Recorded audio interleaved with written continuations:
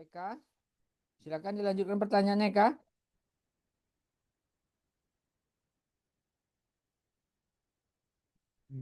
Pertanyaan saya, kenapa orang lebih suka berita langsung ketimbang berita yang ada penjelasannya, Pak? Berita langsung maksudnya? Ya, seperti kan berita itu kan ada yang berbelit-belit dengan banyaknya penjelasan, Pak. Jadi orang-orang, jadi karena itulah saya bertanya kenapa orang lebih suka berita langsung. Oh, ada juga kalau kalau sebagian, nah, ini sebagian orang memang malas membaca yang banyak-banyak itu kan. Nah, memang mereka perlu intisarinya saja. Itu karena kesibukan manusia dan dalam jurnalistik online seperti itu juga. Kalau media online itu strict newsnya seperti yang kita pelajari kemarin tuh. Ya paling-paling 5 alinea sudah tuh, lima alinea kan? Ya sudah, yang panjang-panjang kali kalau strict newsnya. Mana jangan tidak bisa melakukan lagi bukan anakku. Kalau bilang aku marah no. Tapi kalau kalau apa ini, kalau yang eh, kalau yang liputan mendalam ini ya memang ya harus dalam kan gitu. Namanya liputan mendalam nggak mungkin pula liputan mendalam hanya 5 alinea, tak liputan mendalam namanya, tak picture namanya doh. Ya kau udah paham belum? Paham, ya? Paham, Pak. Ada lagi yang mau ditanyakan?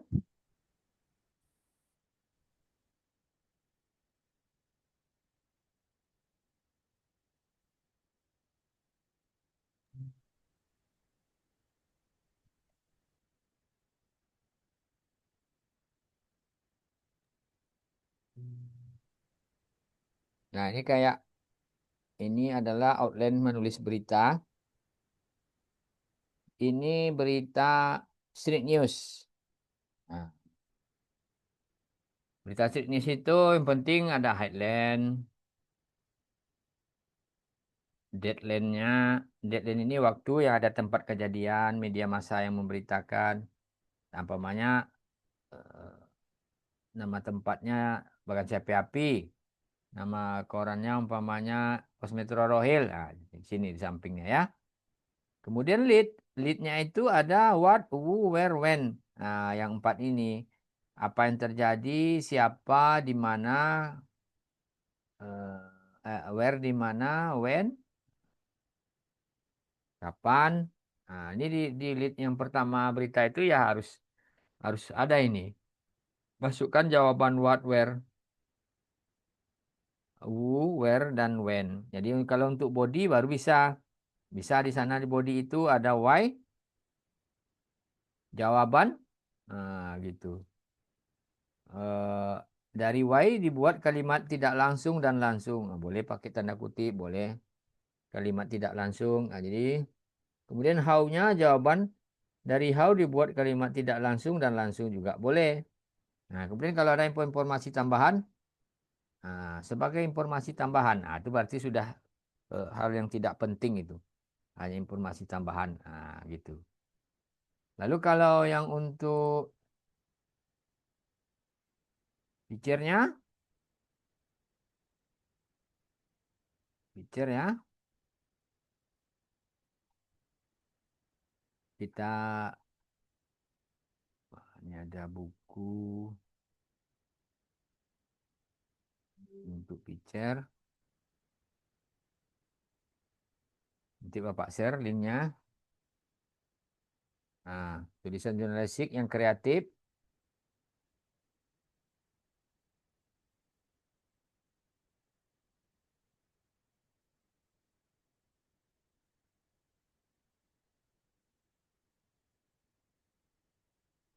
Jadi apa beda picture dengan berita? Nah, itu. Jadi picture itu sebenarnya kan sebuah tulisan berita juga, tetapi picture bersifat soft news. Jadi sedangkan yang dimaksud dengan berita dalam pengertian ini adalah head news. Jadi karena itu yang akan kita lihat dalam bagian ini adalah perbedaan antara picture dan soft newsnya. dengan hard disknya tentang kecepatannya. Ah, makanya sering kalau yang street news itu hard news yang berita biasa itu dia penting cepat. Nah, naik dulu beritanya. Penting naik. Nah, tentang penulisannya ya sama yang kayak media cetak, piramida terbalik itu. Leadnya kalau tulisan picture dan head lead terletak pada penulisan lead. Kalau picture leadnya tidak terikat pada 5W1H, tapi kalau picture bisa dimuat dari kronologi atau satu poin dalam peristiwa tersebut yang dianggap menarik perhatian pembaca. Jadi tidak seperti street news ya kalau picture ya. Jangan picture sama street news sama apa tidak, jelas tidak. Nah, konten peristiwanya eh, hard news dan picture adalah konten peristiwa.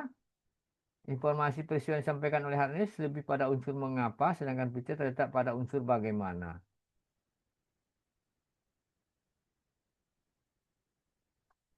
Lalu apa yang menjadi ciri khas penulisan picture? Nah, tidak terikat pada peristiwa yang baru saja terjadi. Jadi bisa berita-berita lama diulas lagi. Kayak di Rohil umpamanya berita tentang Bupati Suyatno lama pun boleh. Berita tentang Bupati lama Pak Anas Makmun pun boleh. Pembangunan-pembangunan yang dilakukan boleh. Nah, diulas. Nah, bolehlah dikait-kaitkan dengan sekarang kan. Nah, itu jadi tidak terikat pada peristiwa yang baru saja terjadi. Jadi boleh yang lama-lama ya kalau picture.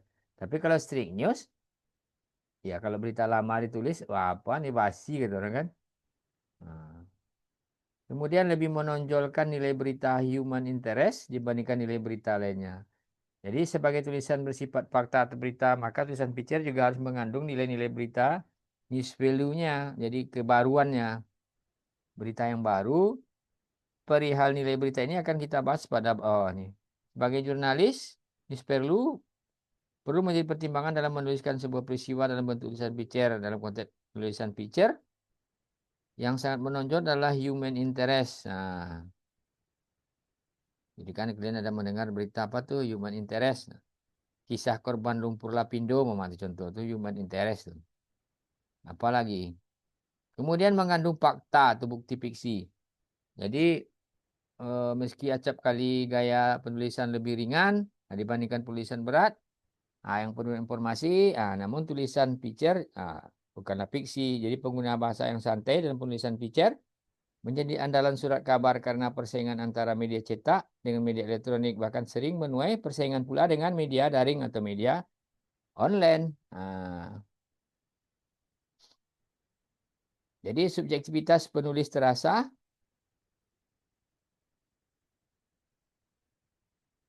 Sampai di sini ada yang ditanyakan?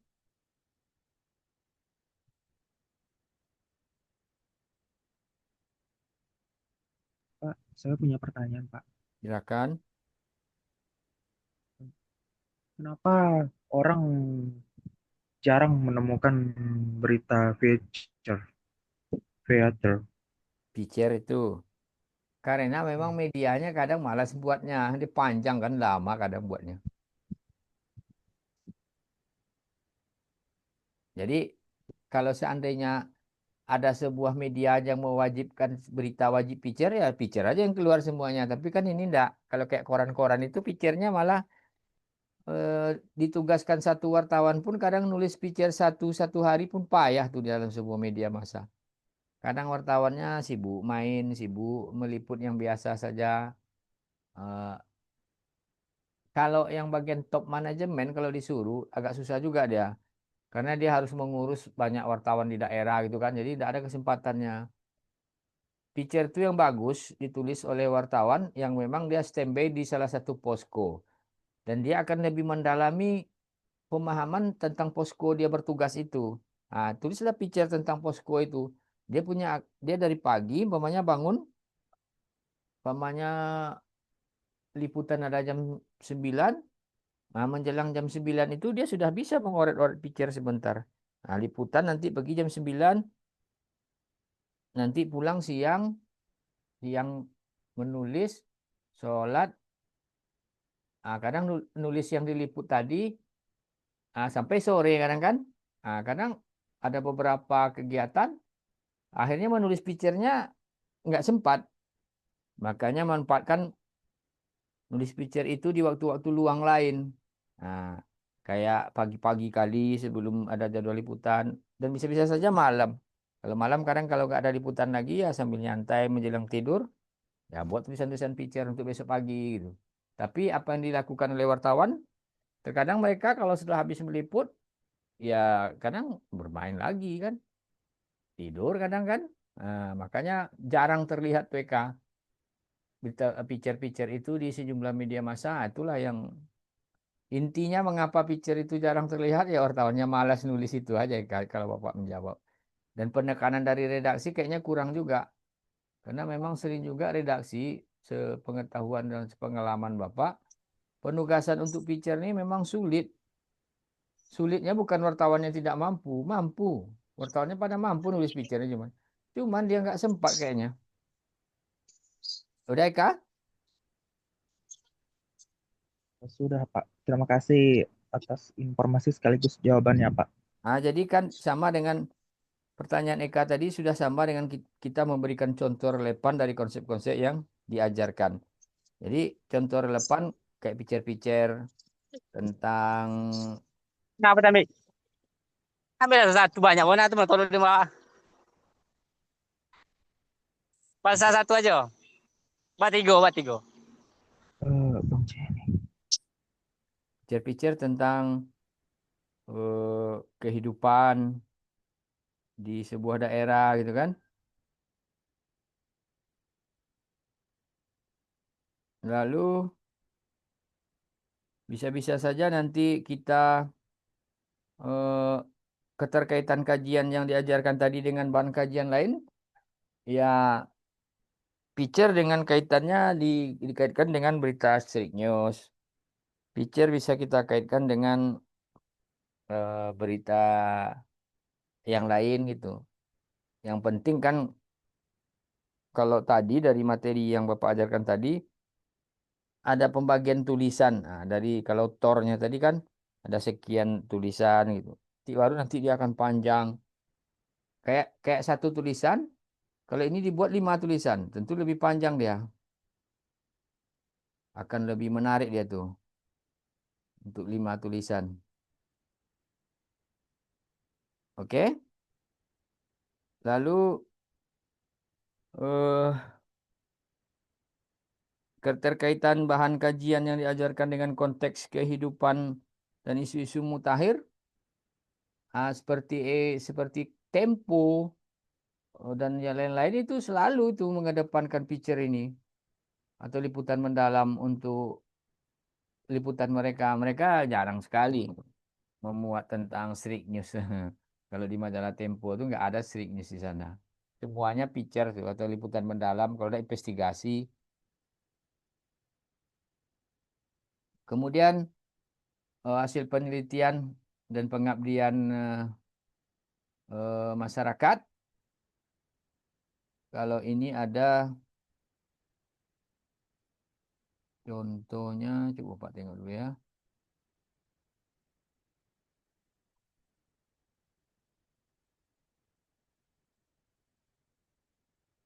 Di jurnalisme profetik.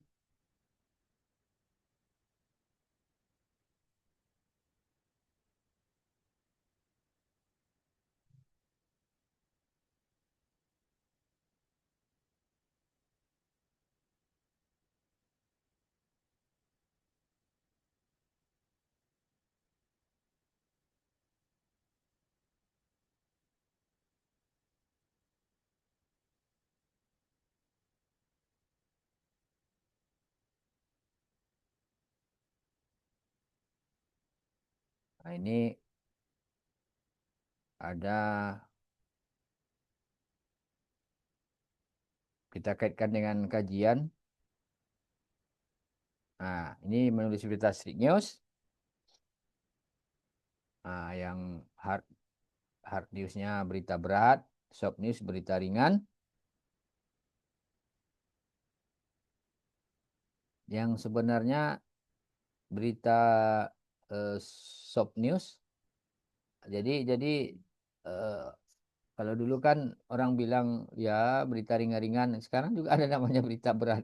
Ini kan makin berkembang-berkembang, tapi itu sama saja dengan hal-hal yang ringan juga tuh. Tapi kalaulah in-depth news, baru dia mendalam. Jadi antara berita ringan dengan berita berat itu ya sama-sama. Jadi berita berat itu kalau kata pengarang buku ini, merupakan berita mengenai peristiwa yang dianggap penting bagi masyarakat baik sebagai individu, kelompok, maupun organisasi. Jadi secara penggolongan, Harnis merupakan kategori berita langsung yang sama halnya dengan strict news dan soft news. Jadi aku sama sebenarnya soft news dengan hard news itu.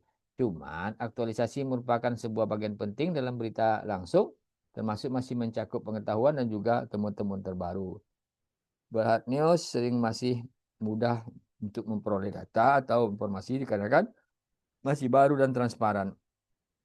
Kalau berita ringan, nah seringkali disebut berita picer, yaitu berita yang tidak terikat dengan aktualisasi, namun memiliki sebuah daya tarik bagi pemirsa atau khalayak. Jadi kalau berita ringannya ibaratnya begini, tidak harus terbit sekarang, bisa terbit sebulan lagi, kita bisa mengunyah isu-isu usang gitu. Nah, kemudian bedanya dengan liputan mendalam dengan feature itu ya dia sebenarnya hampir sama tuh feature liputan feature itu liputan mendalam juga. Liputan mendalam tuh sekarang orang sudah mengelompokkannya lagi dalam sebuah berita yang memang lebih kreatif gitu. Nah, kalau yang berita ringan kayak feature memiliki sebuah daya tarik bagi pemirsa atau halayak, berita bertipe ini seringkali menitik beratkan pada hal-hal membuat tajuk atau membuat halayak terheran-heran. Nah, itu. Nah, kalau in-depth news tuh dia berita yang memfokuskan pada peristiwa, pendapat yang memiliki nilai berita, sebuah fakta atau pendapat dalam suatu mata rantai sebuah laporan pemberitaan dan merefleksikan masalah dalam konteks yang lebih luas lagi. Nah, itu ya sedikit perbedaannya hampir mirip, tapi sedikit-sedikit saja. Nah, kalau ini kan pengarang buku ini menyatakan ya kalau berita kita bilang straight news itu kalau menurut dia adalah berita berat katanya. Kalau kita bilang picture dia mengategorikan berita ringan, jadi tidak mendesak untuk dipublikasikan. Nah, kalau berita mendalam, nah, itu memiliki hubungan yang ya kata dia fokuskan pada peristiwa fakta mendapat memiliki nilai berita, jadi lebih digarap lebih dalam lagi.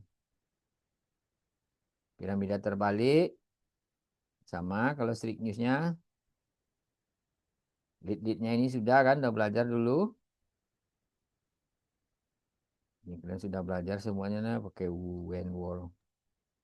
Nah, ini contoh beritanya. Contoh-contoh beritanya. Ini juga udah pelajari di semester 2. Nah, ini menulis picture-nya, karakteristik picture, nah, perbedaan picture dan berita lain. Nah, ini pelajaran lama ini diulang-ulangi lagi nggak apa-apa nanti. Jenis-jenis picture, human interest, profil picture, how to picture, nah, travel picture, seasonal picture, nah, investigative picture, nah, historical picture. Nah, ini ya. Jadi picture itu banyak-banyak macamnya, human interest, profil picture-nya, profil itu tentang tokoh-tokoh seseorang tuh. Kalau how to picture nih kayak tutorial gitu, panduan langkah-langkah melakukan sesuatu. Nah, ini cara melakukan ini ya tuh. Itu kalau travel, ah tuh perjalanan. Kalau kita mau jalan-jalan ke Pulau Jemur, nah, tulis gitu. Kemudian seasonal ada ditulis berdasarkan tema atau peristiwa yang terkait dengan waktu tertentu seperti hari raya, musiman. Nah, itu kalau ada bakal tongkang, nah, itu namanya picture seasonal namanya. Season kalau ada jadi apa momen-momen tertentu saja. Kalau investigatif picture ada juga. Jadi orang berita investigasi ada juga, berita picture ada juga, dan juga ada penggabungan investigasi dan picture. Ada orang makin makin lama dunia jurnalistik ini makin berkembang. Nah, ada yang membilangkan investigatif picture. Nah, bentuk tulisan menyajikan hasil investigasi mendalam tentang suatu isu-isu kasus tertentu. Jenis picture ini memerlukan riset yang lebih kompleks. Nah, ini bedanya kalau investigatif picture ini lebih kompleks nih. Data-datanya, ya pakai penelitian. Kemudian historical picture, tulisan yang mengulas peristiwa atau tokoh sudut pandang sejarah. Tulisan ini tentang cerita-cerita pahlawan, umpamanya, tokoh-tokoh tertentu. Kemudian struktur dan elemen penulisan picture. Nah, tuh, picture yang menarik, cara menulisnya. Ini tadi semester 2 nih ya. Tidak apa-apa kita ulas di sini di media siber sekarang atau media jurnalistik online ya agar kembali lebih mengingatkan. Nah, sama kayak kita mengulang pelajaran minggu lalu, ini pelajaran materi di semester 2. Nah, kita buka-buka sedikit lagi. Ada yang mau ditanyakan lagi? Kemudian kita masuk ke bahasa. Nah, jadi kalau seandainya tadi untuk bahasa, kita juga perlu juga memasukkan perspektif moderasi beragama. Jadi dalam dalam penulisan-penulisan berita itu eh, ada integrasi keilmuan, sains dan Islam dalam pengalaman peserta didik. Ya boleh-boleh saja kalau kita dalam penulisan Sri News atau Picture, nah, kita memainkan konteks dakwah boleh, Picture dakwah boleh. Kalau umpamanya tentang tokoh, ya tokoh ustadz, wah, itu boleh, ya. Nah, ini maksudnya dalam materi kita ini perlu ada integrasi keilmuan karena kita komunikasi dan penyiaran Islam. Bisa saja kita membuat picture tokoh Ustadz Ustadz Jipriyadi, Jupri, siapa namanya? Jupri Juprizal atau Ustadz yang ada di Bagan lah atau di Rohil. Nah, itu kita bisa buat namanya picture untuk tokoh-tokoh itu. Kemudian eh, dalam moderasi beragama, penulisan strict news dan picture itu kita harus tidak hanya menulis tokoh-tokoh agama Islam, kita juga bisa menulis picture tentang tokoh-tokoh agama Hindu dan agama Buddha. Silakan, ya memang harus, tidak boleh hanya fanatisme satu tokoh agama saja. Picture tentang tokoh-tokoh gereja atau pendeta-pendeta itu boleh. Nah, ini kan memang jarang sekali dilakukan oleh wartawan.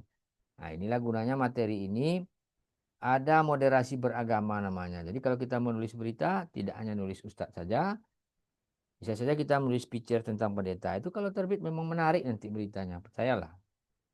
Kemudian alat bantu yang kita gunakan dalam pembelajaran karena kita Zoom ya cuman bisa menggunakan kayak kayak ya presentasi, ya menengok-nengok buku secara daring, nah, di layar Zoom, cuman itu ya. Kemudian masuk ke bahasanya. Jadi kalau bahasa jurnalistik itu adalah bahasa komunikasi massa yang berfungsi sebagai pemberi informasi kepada publik atau dapat diartikan sebagai bahasa komunikasi pengantar pemberitaan yang biasa digunakan media cetak dan elektronik. Jadi bahasa yang menggunakan yang baku itu adalah bahasa menggunakan ejaan yang disempurnakan. Kemudian perlu juga Bapak mengatakan dalam penggunaan bahasa itu yang perlu tuh kayaknya kamus kamus besar atau kamus Kemendikbud. Nah, itu perlu kita gunakan. Kemudian kalau umpamanya kita mau translate, gunakan aja translate Google kan. Translate google.co.id. Juga juga kadang bisa kita gunakan aplikasi. Nah, ini contoh aplikasinya. Kelihatan? Nah, ini nama aplikasi si PB. Kalau ada umpamanya tulisan, nah ini umpamanya sebuah berita, bentar ya. Ini umpamanya ada sebuah berita.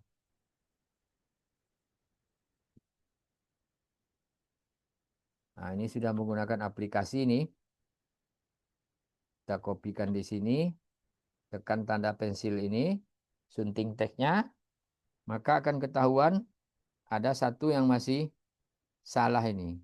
Nah, ini tanda komanya di sini.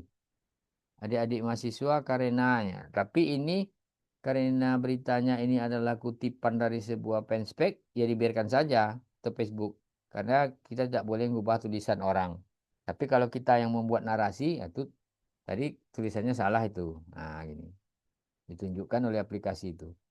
Nah, di sini nih koma ini harus dihilangkan. Nah, ini kalau sistem sekarang menggunakan aplikasi. Jadi kalau kalau kalau tidak gunakan aplikasi ya memang repot juga ngecek bahasa sebanyak itu kan. Sampai sini ada yang ditanyakan Eka?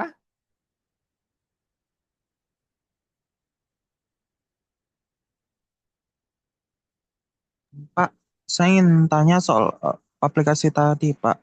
Mm-mm. Jadi, apakah memang aplikasi itu bisa dipakai oleh pembuat berita gitu, Pak?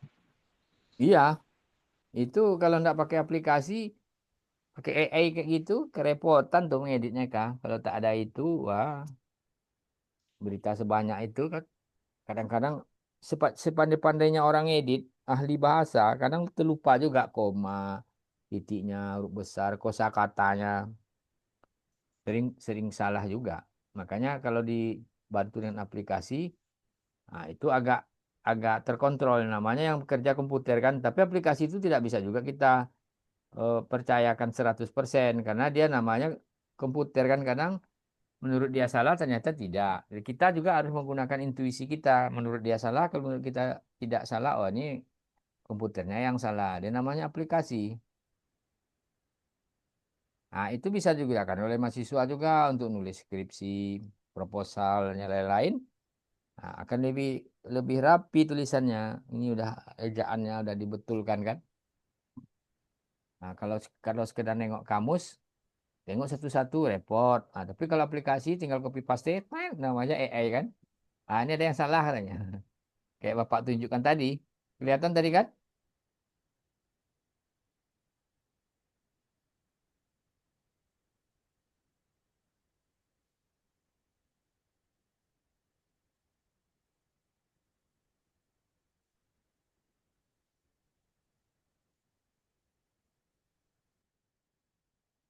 Ada yang ditanyakan lagi, Kak? Tidak ada, Pak. Terima kasih informasinya.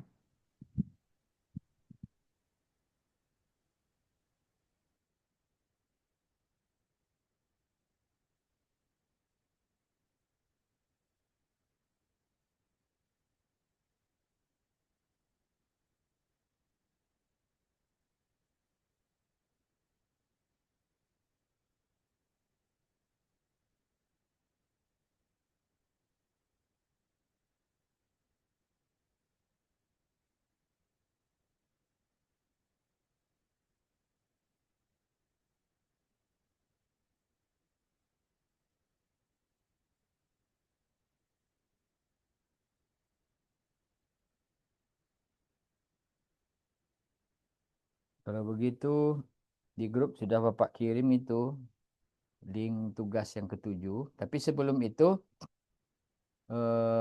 kita masuk dulu ke penutupnya. Kita melakukan refleksi lagi atau membuat simpulan dengan melibatkan peserta didiknya. Eh, Baru kita akan lanjutkan ke tahap selanjutnya. Seperti melaksanakan tindak lanjut dengan memberikan arahan, kegiatan atau tugas-tugas sebagainya. Jadi sebelum tugas, silakan Eka bisa disimpulkan eh, materi kita tadi. Atau Cahyani silakan. Eka dan Cahyani silakan disimpulkan materi kita tadi. Kita refleksikan. Hmm, dari Silakan. Nah, silakan Eka. bahasa, kalau menurut saya dari kesimpulan bahasa berita online, itu artinya karena pembaca cenderung scanning cepat, ditunjukkan untuk berbagai kalangan, mengutamakan kecepatan publikasi, memanfaatkan hyperlink grafis. Ya, intinya intinya adalah berita berita bahasa berita online itu tuh bisa bisa dimengerti dan bisa dibaca oleh setiap orang, Pak. Gitu ya. Kalau tentang itunya, tentang Eh, eh, eh, penu- Penulisan street news sama berita, picture tadi, eh, bisa kesimpulannya adalah memang memang kedua hal itu tuh sama-sama berita tapi memiliki perbedaan. Track news lebih cenderung langsung, sedangkan feature memberikan sebuah teks yang bervariasi dan cenderung lama. ya Meskipun begitu, lebih mendalam ya. keduanya saling melengkapi, keduanya saling melengkapi, Pak. Mm-mm. Jika ada pembaca yang ingin berita ingin berita cepat, mereka bisa pilih berita straight news. Sedangkan jika mereka memiliki waktu luang sekaligus waktu untuk bersantai, mereka bisa pilih beri penulisan feature. Ya, jadi mengapa picture itu sedikit seperti katanya kan tadi jumpanya karena banyak wartawan yang malas kan, nulisnya kan. Nah, gitu aja. Jadi bahasa juga ada bahasa asing yang sudah dinasionalisasi. Oke. Lalu untuk selanjutnya silahkan dikerjakan nanti ini tapi kumpulnya nggak sekarang ya. Dikerjakan nanti.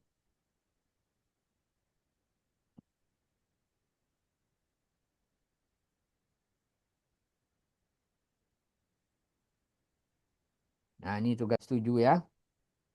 Ini penugasan, post testnya. Nah, tapi kapan-kapan kalian santai aja kerjakan. Nah, jadi ini ada skornya lumayan nih 0,5. Jelaskan perbedaan liputan biasa dengan liputan mendalam. Jelaskan ragam liputan mendalam. Jelaskan ciri liputan mendalam. Jelaskan gaya liputan mendalam. Jelaskan langkah menyiapkan liputan mendalam.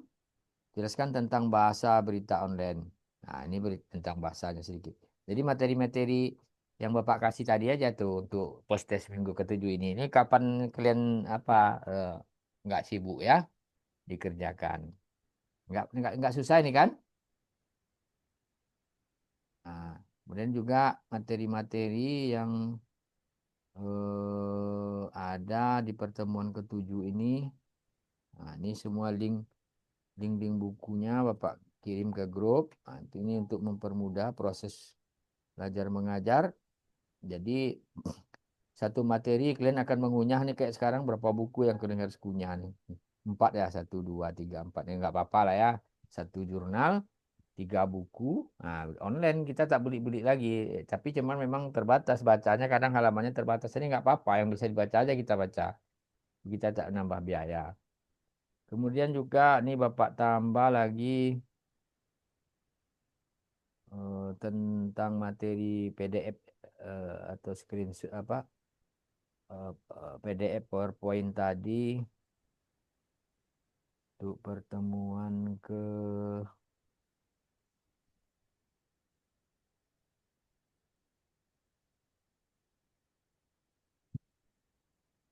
7 ya, 7 dan 8 namanya Pak buat ini. Pertemuan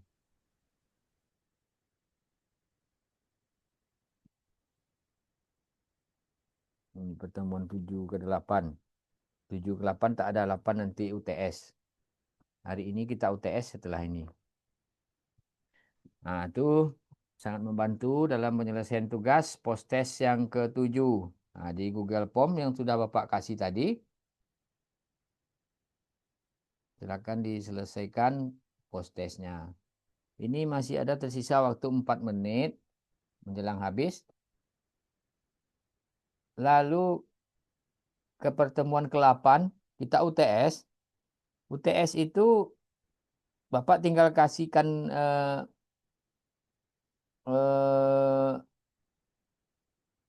link saja ya. Ya, UTS-nya.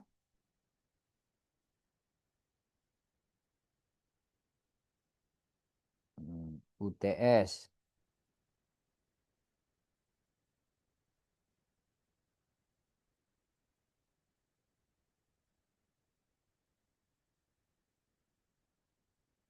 UTS. Oke. Orang juga sudah azan. Nah, itu UTS-nya. Jadi pertemuan kita selesai. Oke, dikerjakan UTS-nya ya. Orang sudah azan ya. Berarti pertemuan kita habis sampai ke 8. Nanti dikerjakan UTS-nya. Langsung dikirim jawabannya. Nah, ini UTS ada skor-skornya tuh. Oke, wabillahi taufiq walhidayah. Assalamualaikum warahmatullahi wabarakatuh.